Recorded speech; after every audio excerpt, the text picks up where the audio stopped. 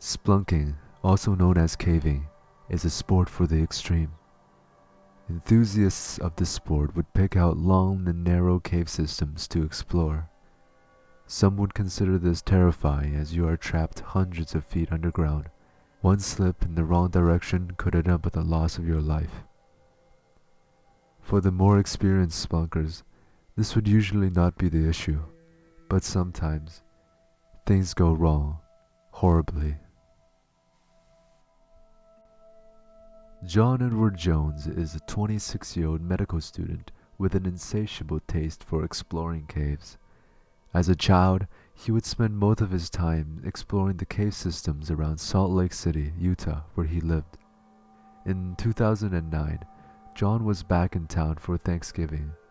On the night of November 24th, he, along with his friends and family, decided to venture into the Nutty Putty cave, a cave system well known by the locals for its narrow passage and tight turns.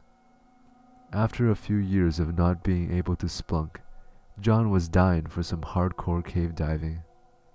John often explored the Nutty Putty cave when he was a child and did not think twice about traversing through the passage he once so did easily as a child. His enthusiasm overachieved the other members as he quickly took a huge lead over the rest of the team. About an hour into the expedition, John came across a passage called the Birth Canal, well known for its even more narrowness than the rest of the cave system. As John crawled forward, his mind told him that he's been here hundreds of times as a child. He can easily fit through like before. As he inched his way into the cavern, he realized he has gotten stuck. It was impossible to go backwards, as the pathway angled downwards vertically. There was no way of pushing himself up. With each breath he took, he slipped deeper and deeper into the pathway. John's brother, Josh, was the first to discover his feet jutting out from the pathway's entrance.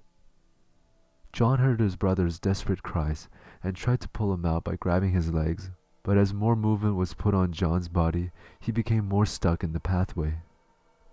A rescue team was then called after the caving team failed to dislodge John. The first responders came the next morning. John can be heard communicating with the rescuers as he seemed very responsive. But rescuers knew that time was limited as the position of John caused the blood to rush to the upper portion of his body.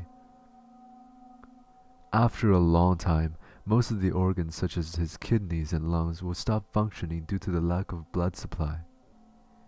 His heart will eventually give out as it will not be able to handle the massive pressure put on by gravity.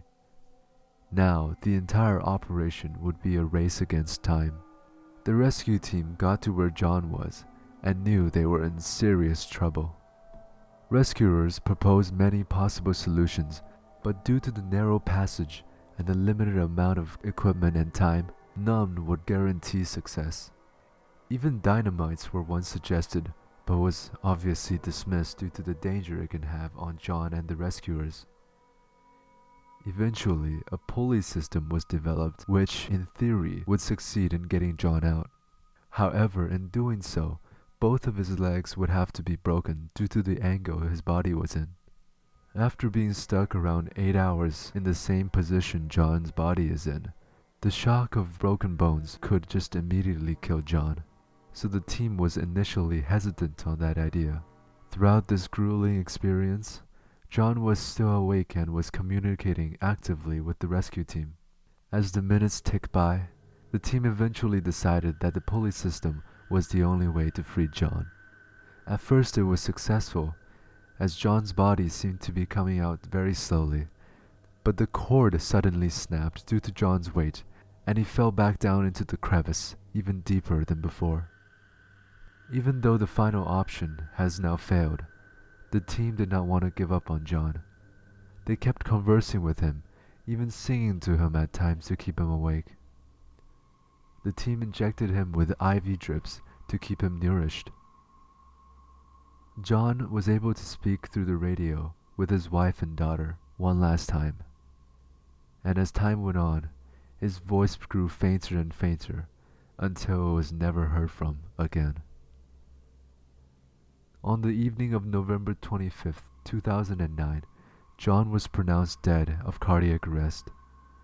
The decision was made by the family to leave the body undisturbed, and the entrance of the Nutty Putty cave was sealed up by concrete to prevent any other individuals from entering and receiving a similar fate. A memorial plaque was placed near the entrance of the cave to commemorate his life. John left behind his pregnant wife and child. He would be remembered as a responsible and loving father to those who know him.